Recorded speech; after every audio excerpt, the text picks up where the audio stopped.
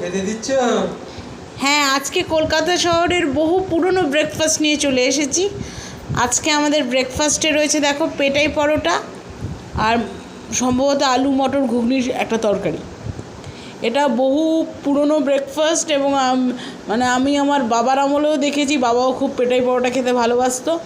আর সবচেয়ে বড় কথা হচ্ছে তখন কীরকম দাম ছিল অতটা আমার খেয়াল নেই, তবে এখন পেটাই পরোটা এখানে 15 টাকা করে শ হয়েছে।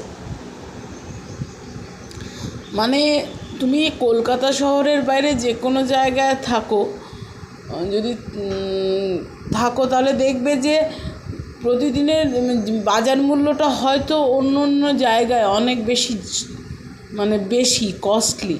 সেই তুলনায় কিন্তু আমাদের কলকাতা শহরে খাবার অনেকটা সস্তা, এটা কিন্তু অস্বীকার করার উপায় নেই।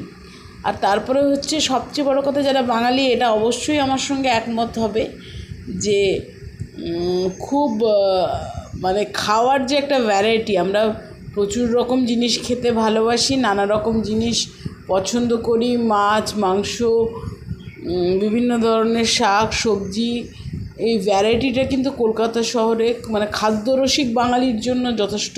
কলকাতা শহরে অনেক অপশন রয়েছে। আশা করি আমার সঙ্গে তোমরা একমত হবে। চ্যানেলটার পাশে থেকো, লাইক করো, শেয়ার করো, সাবস্ক্রাইব করো এবং অবশ্যই কমেন্ট করো। ভালো থেকো সবাই, ফিরছি একটা নতুন ব্লগ নিয়ে। ততক্ষণ পর্যন্ত থ্যাংক ইউ।